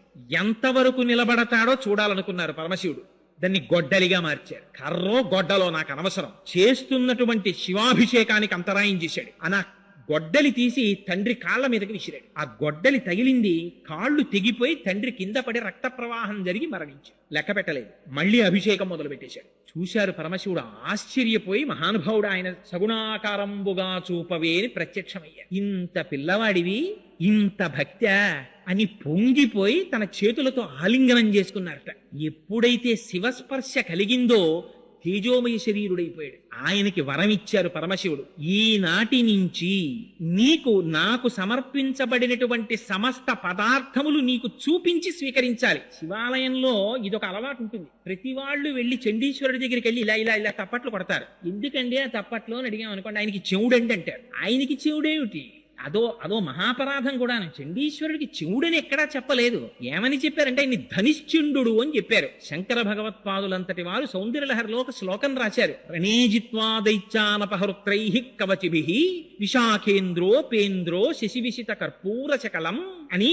అందులో ఆ సుబ్రహ్మణ్యుడు మొదలైనటువంటి వాళ్ళు శత్రువుల్ని గెలిచి ఆ సంతోష వార్త చెప్పాలని గబగబా వచ్చేస్తున్నారు అమ్మ దగ్గరికి. వచ్చేసేటప్పుడు అమ్మ దగ్గరికి ఎడుతున్నాం, అమ్మ మూడు లోకములను పూజింపబడే తల్లి అని పైన హెల్మెట్ ఉంటుంది కదా, పైన పెట్టుకున్న కిరీటం, ఆ కిరీటాలు శిరస్త్రాణాలు ఇవన్నీ తీసేశారు. కానీ ఇది విప్పలేదట, కవచం విప్పలేదట. ఎందుకంటే కవచం విప్పుకోవడానికి కొంత టైం పడుతుంది. పిల్లలు ఇంటికి వస్తారు మధ్యాహ్నం అన్నానికి, 3వ క్లాస్ వరకు చదువుకునే పిల్లలు. వాడు ఇంటికి వస్తాడు, ఆకలి, అమ్మా అన్నం పెట్టేయమ్మా అంటాడు. ఆ బ్యాగ్ తీసి ఇంట్లోకి గుబేల్మని విసిరేస్తాడు, చాకలి మూట విసిరేసినట్టు. ఆ బూట్లు ఇప్పేసి గబగబా బయట వదిలి పారేస్తాడు. సాక్స్ మాత్రం విప్పడు. ఎందుకని అంటే కొంచెం కూర్చుని కిందకి లాక్కోవాలి, అది వాడే కింద పడిపోతాడు. అందుకని సాక్స్ తో ఇంటికి వచ్చేస్తాడు. ప్రతి తల్లికి పెద్ద బాధ ఏమిటంటే, ఒరే నీ సాక్స్ ఉతకలేక నేను బాధపడిపోతున్నాను రా అంటారు. అరికాళ్ళన్నీ మెట్టే. అది ఎక్కడ వరకు ఉందిట.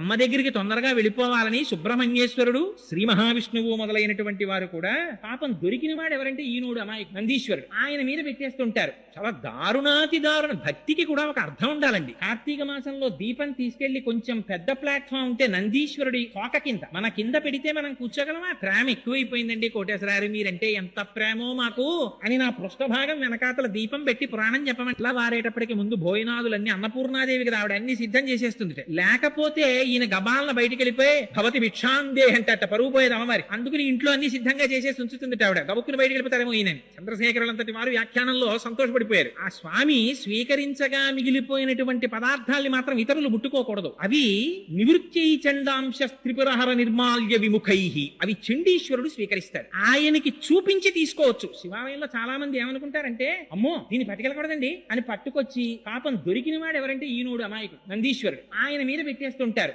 చాలా దారుణాతి దారుణ. భక్తికి కూడా ఒక అర్థం ఉండాలండి. కార్తీక మాసంలో దీపం తీసుకెళ్లి కొంచెం పెద్ద ప్లాట్ఫామ్ ఉంటే నందీశ్వరుడి తోక కింద మన కింద పెడితే మనం కూర్చోగలమా? ప్రేమ ఎక్కువైపోయిందండి కోటేశ్వరారు, మీరంటే ఎంత ప్రేమో మాకు అని నా పృష్ఠభాగం వెనకాతల దీపం పెట్టి పురాణం చెప్పమంటే ఎవడు కూర్చుంటాడు?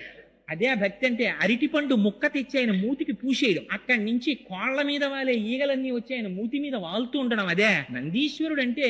నంది జీవుడికి సంకేతం, పరమశివుడు పరమాత్మకి సంకేతం.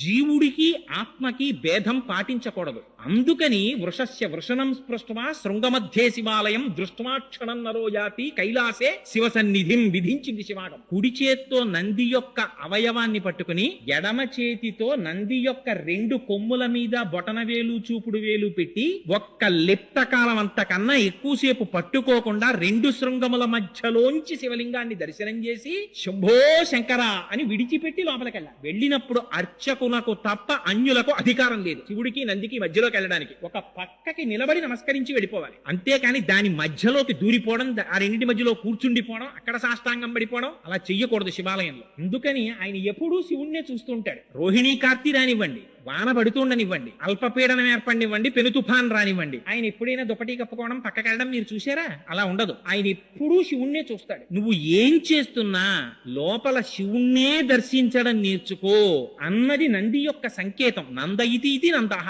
ఆ శివానందాన్ని పొందుతుంటాడు ఆయన ఎప్పుడు. అందుకే గళంతి శంభోత్వ చరిత సరిత కిల్బిషరజో దళంతి ధీకుల్యాహస్సరణిషు పతంతి విజయతాం. చండీశ్వరుడి ద్వారా కటాక్షిస్తాట. అందుకని ఆయన దగ్గరికి వెళ్లి నిశ్శబ్దంగా నమస్కారం చేస్తాడు. అందుకని పక్కన మెట్లు కట్టింది. అంతేకాని అక్కడికి వెళ్లి ఆయన మీద నువ్వులు జల్లేయడం, గట్టిగా తప్పట్లు కొట్టేయడం, లేకపోతే ఆ పక్కకి వెళ్లి నిలబడి ఏదో మన ఇంట్లో కింద అపార్ట్మెంట్ లో వాచ్మెన్ ఎవరినో పిలిచినట్టు ఆ గోడ పక్కన ఇలా తప్పట్లు కొట్టేస్తే లోపల నుంచి అయ్యో అమ్మా వచ్చావా అని ఆయన బయటికి ఏం తొంగి చూసి అది భక్తి అనుకోవాలా, పూజ అనుకోవాలా, అపచారమా ఉపచారమా ఏమనుకోవాలి?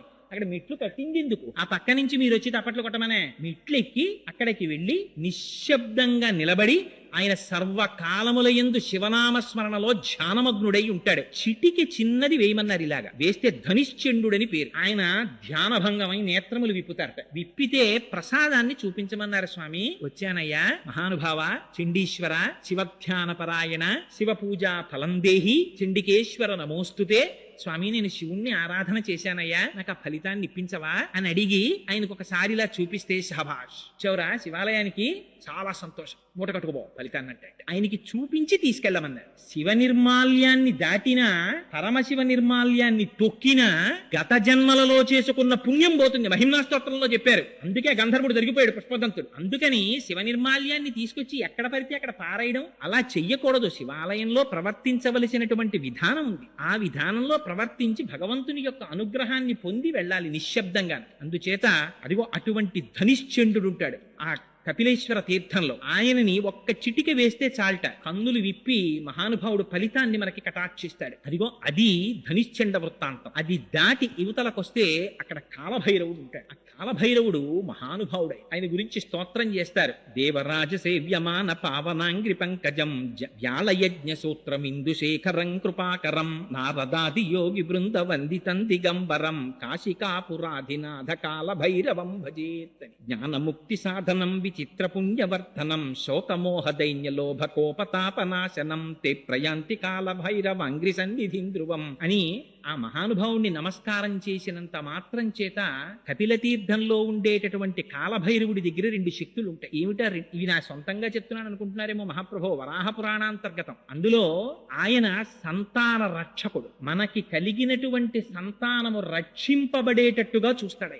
వాళ్ళకి ఎటువంటి ఉపద్రవం రాకుండా చూస్తాడు. 2, ఆ కాలభైరవుణ్ణి ఒక్కసారి దర్శనం చేసి ఎప్పుడైనా ప్రయాణించకూడనటువంటి సమయంలో ప్రయాణం చెయ్యవలసి వస్తే, అర్ధరాత్రి వేళ ప్రయాణం చేసినా, ప్రయాణంలో ప్రమాదం వచ్చినా ఒక్కసారి 3 మాటలు చెప్పమన్నారు. ఏమిటా మాటలు? కాలభైరవా నమోస్తుతే, కపిలేశ్వర నమోస్తుతే, కాశీ విశ్వేశ్వర నమోస్తుతే అని 3 మార్లంటే ప్రయాణంలో తేళ్లు కాని, పావులు కాని, విషక్తిములు కాని మన జోలికి రావుట. ప్రమాదములు ఏవైనా పొంచి ఉంటే తప్పుతాయిట. అటువంటి ఫలితమీయగలిగినటువంటి కాలభైరవుడు అక్కడ ఉన్నాడు. అక్కడే మాణిక్యవాచకరు ఉన్నారు. మనకి రేపు కార్తీక మాసం వెళ్ళిపోయిన తర్వాత మార్గశీర్ష మాసం వచ్చి ధనుర్మాసం వచ్చింది అనుకోండి, తిరుప్పావై ప్రారంభం అవుతుంది. మనందరం ఇటువైపు నుంచి వెంకటేశ్వర స్వామి వారి ఆలయానికి చేరుకుంటాం. అక్కడ మన గోవిందబాబు గారు, లక్ష్మణాచార్యుల వారు వీరందరూ చాలా అందంగా తిరుప్పావై చేస్తారు. ఇక్కడ కార్తీక మాసంలో సత్యనారాయణ గారు ఎంత అందంగా అభిషేకాలు అవి చేస్తారో, ఇది మన అదృష్టం. వెంకటనగర్ లో ఉన్న వాళ్ళకి చక్కగా 2 శివకేశవ ఆలయాలు 2 పక్క పక్కనే ఉండడం, 2 శ్రద్ధాభక్తులతో అర్చన చేయబడేటటువంటి పెద్దలు ఉండడం. అక్కడికి వెడితే తిరుప్పావై ఉంటుంది. అలాగే మనకి తిరువెంబావై అని ఆ ధనుర్మాసంలో పరమశివుడి దగ్గర స్తోత్రం చేస్తారు. ఇక్కడ అలవాటు లేదు, కానీ తమిళనాట అంతా కూడా విశేషంగా స్తోత్రం చేస్తారు. తిరువెంబావై అందరికి నోటికొచ్చి ఉంటుంది. పరమ ప్రఖ్యాతమైన స్తోత్రం మాణిక్యవాచకర్రని, అప్పర్రని ఆయన చేశారు. ఆయన సామాన్యులు కారు. కాళహస్తీశ్వర శతకంలో దూల్చిటి ఉట్టినే చెప్పలేదండి ఆ మాటలు. కవి పుష్పంబగు, అగ్ని మంచగు, నాకూపారం భూమిస్థలంబగు, శత్రుండతిమిత్రుడవు, విషము దివ్యాహారమౌ నిన్నగా అవనీమండలి లోపలన్ శివ శివేచ్ఛాభాషణోల్లాసకిన్ శివ నీనామము సర్వవశ్యకరమౌ శ్రీకాళహస్తీశ్వర. శివా శివా అన్న 2 మాటలు జన్మనంతటినీ కూడా మన కష్టములను ఈడేర్చి మన్ని ఒడ్డు చేర్చగలిగినటువంటి బ్రహ్మాండమైనటువంటి నౌక ఆ శివనామం. అందుకే అప్పర్రని మనకి నాయనార్లు ఎలా అయితే వైష్ణవ సాంప్రదాయంలో 12 ఆళ్వార్లు ఉంటారో, శైవ సాంప్రదాయంలో 63 మంది నాయనార్లు ఉన్నారు. వాళ్ళు పరమశివ భక్తులు. అందులో పరమ ప్రఖ్యాతి వహించిన వారిలో అప్పరకరు. వారిని వాగీశులు అంటారు. వారి తల్లిదండ్రులు చిన్నతనంలోనే మరణించారు. పాపం అక్కగారికి పెళ్లి కుదిరింది. తీరా పెళ్లి కుదిరిన తరువాత ఆ వరుడు మరణించాడు. నిశ్చితార్థం అయిపోయింది కనుక నేను ఇంకొక వివాహం చేసుకోనని తిలకాంబిక అని ఆవిడ అలా ఉండిపోయారు. ఈ తమ్ముణ్ణి పెంచితే ఈయన జైనుల్లో కలిసిపోయారు. కలిసిపోతే ఈవిడ రోజు శివాలయానికి వెళ్లి ప్రార్థన చేసేవారు. స్వామి మా తమ్ముడు మళ్ళీ శైవంలోకి వచ్చేటట్టుగా అనుగ్రహించు అని. ఒకనాడు పరమశివుడు ఆవిడికి స్వప్న సాక్షాత్కారం ఇచ్చాడు. ఇచ్చి శూలవ్యాధితో బాధపెట్టి నీ తమ్ముడిని తీసుకొస్తాను శైవంలో కన్నాడు. ఆయనకి శూలవ్యాధి బయలుదేరి అపారమైన కడుపు మంట, నొప్పి. ఒకనాడు అక్కగారికి కబురు చేశారు. ఆవిడంది, నేను రాను, నువ్వు జైనుల్లో ఉన్నావు, నువ్వు కాని ఇక్కడికి వస్తే నేను శివాలయానికి తీసుకెళ్లి నీకు ఆ రుగ్మత పోయేటట్టు చేస్తానంది. ఆయన మొత్తానికి ఎవరికీ తెలియకుండా ఓ రాత్రి వేళ తెల్లబట్టలు కట్టుకుని అక్కడి నుంచి బయలుదేరి వీడి దగ్గరికి వచ్చారు. శివాలయానికి తీసుకెళ్లారు. అభిమంత్రించినటువంటి రుద్రాభిషేకం చేసిన తర్వాత వచ్చే చిట్ట చివరి విభూతితో అభిషేకం చేసి ఆ విభూతి ఆయనకి ఇచ్చారు. అప్పర్ నోట్లో వేసుకున్నారంతే ఆ శూలవ్యాధి పోయింది. ఆయన అపారమైన శివభక్తుడైపోయి పత్తికాయలు పాడారు. పాడుతుంటే ఈ విషయం జైనులకి తెలిసి మా దగ్గర నేర్చుకున్న మంత్రములతోటే శూలవ్యాధి పోగొట్టుకుని అవి శైవ మంత్రముల చేత తగ్గించుకున్నానని ప్రచారం చేస్తున్నాడు మహాప్రభు. అందుకని పిలిచి అప్పర్ని దండించమన్నారు. రాజుని కట్టేసి తీసుకొచ్చారు. అప్పర్ని తీసుకొచ్చిన తర్వాత, ఏమయ్యా నువ్వు ఇలాంటి మాటలు చెప్తున్నావు కదా, నిన్ను శివుడు ఎలా రక్షిస్తాడో చూస్తాం, ఉడుకుతున్న సున్నపు గదిలో పారైంది అన్నారు. పడేశారు. తీసుకెళ్ళి పడేస్తే హాలాహలాన్ని మింగినవాడు నా ప్రభు, నాకేమిటి బెంగ అని శివుడి మీద పత్రికాలు పాడుతూ ఆ గదిలో వెళ్ళిపోయారు. మరునాటి వరకు కాపలా ఉన్నారు భటులు. తలుపులు తీశారు. మంచు గడ్డలా ఉంది లోపల. ఏసీ చేసేస్తే ఎలా ఉంటుందో అలా ఉంది గది. అందులోంచి బయటకు వచ్చారు అప్పర్. విషం కలిపిన అన్నం పెట్టారు. శివపత్రికం పాడుతూ తిన్నారు. ఆయనకి ఏం అవలేదు. చివర ఆయన్ని ఏనుగుతో తొక్కించడానికి కాళ్ళు చేతులు కట్టి పడేశారు. ఏనుగుని తీసుకొచ్చారు. భద్రగజానికి ఉన్మత్తం వచ్చి అక్కడ ఉన్న జైనుల్ని సంహరించింది. అయినా వాళ్ళకి క్రోధం తీరక ఆయన కడుపుకి బండరాయి కట్టి కాళ్ళు చేతులు కట్టి సముద్రంలో పారేశారు. ఆయన ఆశ్చర్యం ఏమిటో తెలుసా అండి, ఆ కాళ్ళకి చేతులకి కట్టినటువంటి కాళ్ళు ఊడిపోయి ఆ పెద్ద బండరాయి మహాపద్మంలా సముద్రంలో తేలింది. దాంట్లో కూర్చుని అప్పర్ ఇంకొక శైవక్షేత్రాన్ని చేరుకున్నారు. ఆయనకు ఒక లక్షణం ఉండేది. అప్పర్కి జ్ఞాన సంబంధర్ అప్పర్ ఇద్దరు ఒక కాలంలో బ్రతికారు. చిత్రం ఏమిటంటే జ్ఞాన సంబంధర్ ఎప్పుడూ కూడా పత్రికలు అవి పాడుతుండేవారు, ప్రబోధం చేస్తుండేవారు. అప్పర్ అలా కాదు, వయసులో పెద్దవారు. అయినా సరే ప్రతిరోజు శివాలయానికి వెళ్ళినప్పుడు గుణపం పారా పట్టుకుని ఎడుతుండేవారు. వెళ్ళి అక్కడ ఉన్న ఏ పిచ్చి గడ్డో మొక్కలో ఏవో ఒకటి ఆలయాన్ని శుభ్రం చేసేవారు. పత్రికలు పాడి వచ్చేవారు. ఇద్దరూ కలిసి దక్షిణ భారతదేశంలో ఒక గొప్ప క్షేత్రానికి వెళ్ళారు. ఆలయం శిథిలం అయిపోయి కనపడింది. అలా కాదు, దీన్ని మనం బాగు చెయ్యాలనుకున్నారు. సాయంకాలం అయ్యేటప్పటికి పని చేసిన వాళ్ళందరికీ అన్నం పెడతామన్నారు. వీళ్ళ దగ్గర ఏముందని పెట్టడానికి. అందరూ పని చేస్తుండేవారు. అప్పర్ కూడా పనిచేసేవారు. జ్ఞాన సంబంధర్ మాత్రం పని చేసేవారు కాదు. ఇద్దరు కూర్చుని పత్రికలు పాడేవారు. తూర్పు గోపురంలో ఒక బంగారు నాణ్యం, పశ్చిమ గోపురంలో ఒక ఇప్పటికీ ఉన్నాయండి ఆ శివాలయాలన్నీ తమిళనాడులో. అప్పర్ వాళ్ళు పునర్నిర్మించిన ఆలయాలు. 2 బంగారు నాణ్యాలు దొరికేవి. జ్ఞాన సంబంధరికి దొరికినటువంటి బంగారు నాణ్యాన్ని బయటికి తీసుకెడితే వచ్చేటటువంటి డబ్బు కన్నా అప్పర్కి దొరికిన బంగారు నాణ్యంలో బంగారం ఎక్కువ ఉంది అని చెప్పి ఎక్కువ ధరిస్తుండేవారు వర్తకులు. అందులో ఎందుకు మీలిమి ఎక్కువ ఉంది అని బాధపడి ఒకనాడు జ్ఞాన సంబంధర్ స్తోత్రం చేశారు పరమశివుణ్ణి. స్తోత్రం చేస్తే నువ్వు కేవలం స్తోత్రం మాత్రమే చేస్తావు. అప్పర్ అలా కాదు, కాయిక కష్టం కూడా చేస్తారు. తన శరీరాన్ని కూడా శివ కైంకర్యానికి ఉపయోగిస్తున్నాడు. అందుకే ఆ నాణ్యంలో మేలిమి ఎక్కువ ఉంటోందని పరమశివుడు తీర్పు చెప్పారు. అంతటి మహానుభావుడు అప్పర్. అందుకని అదిగో ఆయన ఉన్నారే, ఆయన మూర్తి దర్శనం మీరు చెయ్యి. ఆయన ఎంతటి గొప్పవారో తెలుసా అండి అప్పర్ కైలాస శిఖరం మీదున్న పరమశివుడి దర్శనం చేస్తానని హిమాలయ పర్వతాల దగ్గర ఉన్నటువంటి మానస సరోవరాన్ని దాటి కాళ్లతో నేను ఎక్కడమా అని కాళ్లతో ఎక్కడం మానేసి ఈ 2 కాళ్ళు తీసి పైకి కట్టేసుకుని మోకాళ్లతో డేక్కుంటూ పర్వతం ఎక్కారు. ఎక్కితే ఈ కింద ఉండేటటువంటి చర్మము అన్ని పోయి ఎముకలు పైకి వచ్చేస్తే చీకటి పడిపోయిన డేకుతుంటే అయినా ఆయనకి దారి కనపడదని అక్కడ ఉండేటటువంటి మహాసర్పాలు పడగల విప్పి తమ పడగల మీద ఉన్నటువంటి మణుల కాంతిలో దారి చూపిస్తుంది. ఆయన భక్తికి పరవశించిపోయి వృద్ధుడి రూపంలో పరమశివుడు వచ్చారు. వచ్చి దర్శనమిచ్చి, ఎంత సాహసం చేశావప్పర్, ఇంత సాహసం చెయ్యకు, నీకు నేను తిరువయ్యూరులో దర్శనమిస్తాను వెళ్ళమన్నారు. కన్ను మూసి కన్ను తెరిచేటప్పటికి ఆరోగ్యంతో తిరువయ్యూరులో ఉన్నారు upper. Beyond any doubt prove చేశారండి శివభక్తి ఎంత గొప్ప స్థితికి తీసుకెడుతుందో. నాయనార్లు చాలా మంది, 63 మంది నాయనార్ల యొక్క చరిత్ర పెరియ పురాణంలో చదువుతుంటే ఇంతంత గొప్పవాళ్ళ, నిజంగా ఏమి మహాభక్తులు రా వీళ్ళందరూ అనిపిస్తుంది. అప్పర్ ఎంత గొప్పవారంటే వృద్ధుడైపోయి కూడా జ్ఞాన సంబంధర్ కుర్రవాడు. జ్ఞాన సంబంధర్ పర్యటనకు వస్తే అప్పరేరి అని అడిగేవారు పల్లకీలోంచి. అటువంటి మహానుభావుడు వచ్చారని ఎంత వినయం అంటే అప్పర్కి. జ్ఞాన సంబంధర్ కూర్చున్న పల్లకీని అప్పర్ మోస్తుండేవారు. ఇక్కడే ఉన్నానన్నారు. ఎక్కడున్నారని చూస్తే తన పల్లకీ మోస్తున్నారు. గభాలన పైనుంచి దూకి ఆయన్ని కౌగిలించుకుని అప్పా అని పిలిచారు ఆయన్ని. అందుకని ఆయనకి అప్పర్ అని పేరు వచ్చింది. వాగీశుడు అని బిరుదు ఆయనకి. అటువంటి మాణిక్యవాచకర్ ఆ అప్పర్ వాళ్ళ విగ్రహాలు ఇప్పటికీ కూడా కపిల తీర్థంలో మీరు సాకారంగా చూడొచ్చు. అక్కడ ఎదురుగుండా ఉంటాయి. అక్కడే 2 బిల్వ వృక్షములు ఉంటాయి కపిల తీర్థంలో. ఆ 2 బిల్వ వృక్షములే పార్వతీ పరమేశ్వరుల యొక్క సాకార స్వరూపమని నమ్ముతారు. ఎందుచేత అంటే బిల్వ వృక్షం అపారమైనటువంటి ఐశ్వర్యాన్ని ఇస్తుంది. ఆ బిల్వవృక్షం కింద కూర్చునే లక్ష్మీదేవి తపస్సు చేసింది. 5 చోట్ల మాత్రమే లక్ష్మీదేవి ఉంటుంది అని చెప్తారు. ఆ 5 ఒకటి మారేడు దళం. అందుకే మారేడు దళాలతో పరమశివుడికి పూజ చేయడం చేత కలిగేటటువంటి లక్ష్మీ ప్రసన్నత అపారమైనటువంటి ఐశ్వర్యం. చాలా మందికి ఒక తెలియని అపోహ ఒకటి ఉంటుంది. ఏమిటా అపోహ అంటే, శివుడంటే శ్మశానవాసి, ఆయన శ్మశానంలో తిరుగుతూ ఉంటాడు, ఒళ్ళంతా శవ విభూతి రాసుకుంటాడు, ఒంటి మీదంతా పాములు వేసుకుంటాడు, ఏదో రక్తం ఓడుతున్న ఏనుగు చర్మం కప్పుకుంటాడు, పులి చర్మం కప్పుకుంటాడు, ఆయనకే ఏమీ లేదు, ఆయనే అలా తిరుగుతుంటాడు, మళ్ళీ ఆయన దగ్గరికి వెళ్ళి మనం నమస్కారం కూడా ఎందుకు, ఆయనకి జలాలతో అభిషేకం అని ఒక అపోహ. అది కాదు. మీరు ఒకటి ఆలోచించండి, తల్లిదండ్రులు అనబడేటటువంటి వారు తాము దాచుకుంటారా, తమ పిల్లలకి పెడతారా? తమ పిల్లలకి పెడతారు. త్యాగే నైకే అమృతత్వ మానసు. పరమశివుడు శ్మశానవాసి అంటే దాని అర్థం అంత పరమశివుడు అంతటి మహానుభావుడు, కైలాసవాసి, హిమవంతుని యొక్క అల్లుడు, ఆయనకి జన్మ లేనటువంటి వాడు, బ్రహ్మమస్తకావలి నిబద్ధతే నమశివాయ అని శంకరుల చేత స్తోత్రము చేయబడిన వాడు, కాలాతీతుడు. అటువంటి వాడికి ఉండడానికి 150 గజాల స్థలమే దొరకదండి ఆయనకి. శ్మశానవాసి అంటే అర్థం పరమశివుడు రుద్రభూమిలో ఉంటాడు, అదే ఆయన అడ్రస్. శ్మశానంలో ఉంటాడు తప్ప ఇంకెక్కడో ఉండడు, అందుకని శ్మశానవాసి కాబట్టి శివుణ్ణి పూజ చేయకండి అనేది దాని అర్థం. ఏది శ్మశానం కాదు నాకు చూపించండి. శ్మశానానికి వెళ్ళని వాడిని చూపించండి నాకు. శ్మశానానికి వెళ్ళని వాడు ఉన్నాడు ఆ ప్రపంచంలో? ప్రపంచంలో పుట్టిన ఏ వస్తువైనా వెళ్ళిపోవలసిందే శ్మశానానికి. జాయతే గచ్చతే ఇది జగత్. వస్తుంది, వెళ్ళిపోతుంది.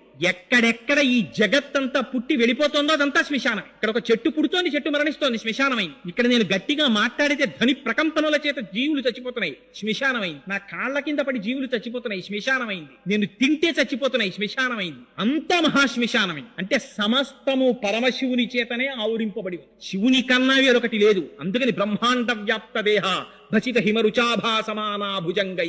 వ్యాపకత్వంతో చెప్తే విష్ణు అంటాం, ఆయన్ని మంగళప్రదంగా చెప్తే శివుడు అంటాం. అందుకని లోపల శివం ఉన్నంతసేపే శివం, అది తీసేస్తే శవం. అది మంగళత్వం అంటే.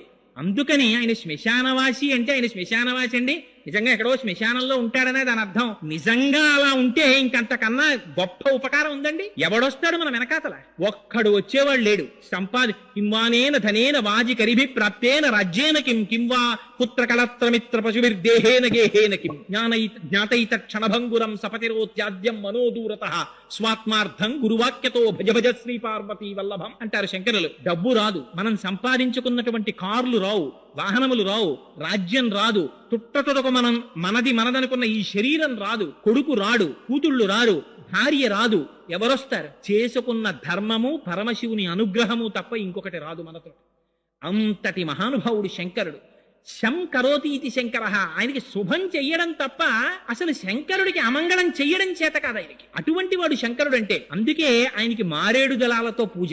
మారేడు దళం అంటే లక్ష్మీ స్థానం. ఎక్కడెక్కడ మారేడు చెట్టు ఉంటుందో, ఎక్కడెక్కడ మారేడు దళం ఉంటుందో అక్కడక్కడ లక్ష్మీదేవి ఉంటుంది. అందుకని శంకరుడికి ఆ మారేడు దళంతో పూజ చేస్తారు. 2వ లక్ష్మీ స్థానము పద్మం. పద్మములతో పూజ. అందుకే ఇప్పటికీ కపిలతీర్థంలో కామాక్షి అమ్మవారికి ఆ తామర పద్మాలతో పూజ చేస్తారు. ఆ పద్మము లక్ష్మీ స్థానం. 3వది ఆవు యొక్క వెనుక భాగం. ఆవు యొక్క పృష్ఠభాగమునందు లక్ష్మీదేవి నివాసం ఉంటుంది. 4వది స్త్రీ యొక్క పాపట. ఆ పాపటలో లక్ష్మీదేవి యొక్క స్థానం. అక్కడ లక్ష్మీదేవి నివాసం ఉంటుంది. అందుకని అది ఒకటి. ఇలా 5 స్థానాలు. ఒకటి ఆ బిల్వవృక్షం. ఆ బిల్వవృక్షం అంటే ఆ బిల్వదళంలో. 2వది పద్మం. 3వది స్త్రీ పాపట. 4వది ఏనుగు యొక్క కుంభస్థలం. అందుకే గజారోహణం అంటుంటారు. ఏనుగు యొక్క కుంభస్థలంలో లక్ష్మీదేవి ఉంటుంది. 5వది ఆవు యొక్క వెనుక తట్టు. ఈ 5 ప్రాంతములు లక్ష్మీ స్థానాలు. అందుకని మారేడు దళంతో పరమశివుడికి పూజ. దానివల్ల అపారమైనటువంటి లక్ష్మీ సంపత్తి. కపిలతీర్థంలో ఇప్పటికీ కూడా 2 బ్రహ్మాండమైన మారేడు చెట్లు నిలబడి ఉంటాయి. ఇక్కడ లింగాకృతిలో ఉన్నటువంటి మహానుభావుడే అక్కడ సాకారముగా మారేడు చెట్ల రూపంలో ఉన్నాడని నమ్ముతారు. వెళ్ళి ఆ మారేడు చెట్లకి నమస్కారం చేస్తారు. హించవలసినటువంటి వేరొకటిది, అక్కడే నాగుల చావిడి అని చెప్పి జంటనాగులు పెనవేసుకున్నటువంటి అనేకమైన మూర్తులు కలిగిన పెద్ద వేదిక ఒకటి ఉంటుంది. పూర్వం అక్కడ ప్రతిష్టలు చేసేవారు, ఇప్పుడు కుదరదు. ఎందుకంటే అసలు అంగుళం ఖాళీ లేదు. అక్కడికి వెళ్ళి నమస్కారం చేస్తే, అభిషేకం చేసుకుంటే అక్కడే వల్లీ దేవసేనా సమేత సుబ్రహ్మణ్యేశ్వర స్వామి వారు ఉన్నారు. కాలసర్పదోషం ఉన్నవారు, కుజగ్రహ దోషం ఉన్నవారు, నవగ్రహ దోషాలున్నవాళ్ళు కపిల తీర్థానికి వెళ్లి స్వామివారికి అభిషేకం చేయించుకుంటే వాళ్ళకి ఉన్నటువంటి సమస్త గ్రహ దోషములు పోతాయంటారు. అదిగో అంతటి పరమపావనమైనటువంటి క్షేత్రం ఆ కపిల తీర్థం. ఆ కపిల తీర్థానికి వెళ్లి సేవించినంత మాత్రం చేత పాపములు నివృత్తి చేయబడి తదనంతరం ఆ శేషశైలాన్ని అధిరోహించి ఆ లోపల ఆనందనిలయాధీశుడైనటువంటి వెంకటాచల ప్రభువుని సేవిస్తారు. దుచిత పూర్వం అసలు కపిల తీర్థాన్ని సేవించకుండా కపిల తీర్థాన్ని దర్శనం చెయ్యకుండా అసలు ఒక రాత్రి నిద్రపోవాలి కపిల తీర్థంలో. ఆ తరువాత మాత్రమే వెంకటాచలం కొండ మీదకి వెళ్ళేవారు. ఇప్పుడు చాలా మంది కపిల తీర్థాన్ని విడిచిపెట్టి వెంకటాచల కొండ మీదకి వెడుతున్నారు. కాబట్టి నా మనవి ఏమిటంటే ఈ మాట మీరు వెంకటాచల క్షేత్రానికి వెళ్ళినప్పుడు తప్పకుండా కపిల తీర్థాన్ని సేవించండి. అది మహత్తరమైనటువంటి తీర్థం. అటువంటి తీర్థాన్ని సేవించడం చేత అటువంటి శివలింగానికి నమస్కారం చెయ్యడం చేత మన శరీరమునకు పట్టినటువంటి పాపరాశి ధ్వంసమై మనకి కావలసినటువంటి భగవంతుని యొక్క అనుగ్రహం ప్రసరింపబడిన నాడు మనకి కావలసినటువంటి కామితములన్నీ వాటంతట అవే తీరిపోతాయి. అంత శక్తివంతం. మీకు ఏవేవి కావాలనుకుంటున్నారో అవన్నీ అక్కడున్నాయి. ఇంకొక గొప్ప విషయం ఏమిటో తెలుసా అండి? వెంకటేశ్వర స్వామి వారు పద్మావతి కళ్యాణం జరగడానికి ముందర వకుళమాతని ఆకాశరాజు యొక్క భార్య అయిన ధరణీదేవి దగ్గరికి పంపిస్తూ ఒక సొరంగ మార్గం చూపించారు. అమ్మా నువ్వు ఈ సొరంగ మార్గంలో వెళితే కింద కపిల తీర్థానికి చేరుకుంటావు. అక్కడ కపిలేశ్వరుడు అన్న పేరుతో శివుడు ఉన్నాడు. ఆయనకి నమస్కరించి ఆయన అనుగ్రహాన్ని పొంది ధరణీదేవి దగ్గరికి వెళ్ళమన్నారు. ఇప్పటికీ వకుళమాత నడిచి వచ్చినటువంటి ఆ సొరంగ మార్గం ఇంకా కపిల తీర్థంలో ఎదురుగుండా ఉంది. దాన్ని నరసింహ గుహ అని పిలుస్తారు. అక్కడ నృసింహస్వామి వారు ఉంటారు. కానీ ఈ మధ్య కాలంలో ఆ నృసింహస్వామి వారి విగ్రహానికి ఉన్నటువంటి ముక్కు కొద్దిగా భిన్నమైంది. అందుకని ఇప్పుడు ఆ గుహ మూసేశారు తలుపులు. కానీ ఇప్పటికీ మీరు ఆ గుహని చూడొచ్చు. ఆ గుహలోంచే వకుళమాత వెంకటాచలం నుంచి క్రిందకొచ్చింది. వచ్చి కపిలేశ్వరుని యొక్క అనుగ్రహాన్ని పొంది పద్మావతి శ్రీనివాసుల పరిణయం అవుతుందని స్వామివారు ఆశీర్వదించిన తరువాత పద్మావతి శ్రీనివాసుల కళ్యాణం అయింది. అంత హరిహర అభేదమైనటువంటి క్షేత్రం ఆ కింద ఉన్నటువంటి కపిలతీర్థ క్షేత్రం. అందుచేత తప్పకుండా మీరందరూ ఆ కపిల తీర్థాన్ని సేవించండి. నన్ను చాలా మంది ఫోన్లో అడిగి ఉన్న కారణం చేత ఆ కపిల తీర్థం గురించి 4 మాటలు ఇవాళ ప్రస్తావన చేయబోయ్ అని అడిగారు. మీరందరూ చేతులు కదుపుతున్నటువంటి పరిస్థితిని, మీకున్న పమిట కొంగులతోటి వాటితోటి మీరు రాసుకుంటున్న పరిస్థితిని బట్టి నేను గమనించాను. మిమ్మల్ని అందరినీ దోమలు విశేషంగా బాధిస్తున్నాయి. అయినా కూడా నిజంగా ఎంత భక్తి తత్పరతతో కూర్చున్నారో కానీ మహానుభావులు ఆ శివనామం వినడానికి ఏమి చేతకాని వాడిని నేను చెప్తేనే ఇంత ఆర్తితో చెవులు దొప్పలు చేసుకుని తాగుతున్నారంటే మీరు ఎంతటి భాగవతులు. కానీ చాలు మన జన్మకి కార్తీక మాసంలో పరమశివ సన్నిధానంలో 4 మాటలు చెప్పుకునే అదృష్టం. రేపటి రోజున పరమశివుని యొక్క అమోఘ కృత్యం అది విన్నంత మాత్రం చేత పుత్రం పౌత్రం సమాసాద్యా స్కంద సాలోక్యతాంబ్రజేత్ అని వాల్మీకి మహర్షి ఫలస్తుతి చెప్పారు. పుత్ర పౌత్రులు, కొడుకులు, మనవలు, మునిమనవలు చూసి హాయిగా ఎటువంటి ఈతి బాధలు రోగాలు లేకుండా ఆరోగ్యంతో ఉండి తొదన స్కందలోకానికి చేరుకుంటాడయ్యా అని ఫలస్తుతి చెప్పారు. అంత పరమపావనమైనటువంటి ఘట్టం గనక రేపటి రోజున సుబ్రహ్మణ్యేశ్వర స్వామి వారి జననమునకు సంబంధించినటువంటి వృత్తాంతాన్ని విజ్ఞాపన చేస్తాను. కార్తీక మాసం కనుక అటువంటిది విన్నంత మాత్రం చేత మనకి ఎంతో మేలు చేకూరుతుంది. మహానుభావుడు సామాన్యుడు కాడు. సుబ్రహ్మణ్యుడు అంటే కామాదిరోహ కలుషీకృత దుష్టచిత్తాం సిక్వాతు మామవ కళాధర కాంతికాత్య వల్లీశనాథ మమదేహి కరావలంబం అంటారు. అంత గొప్ప స్వామి ఆ సుబ్రహ్మణ్యమూర్తి.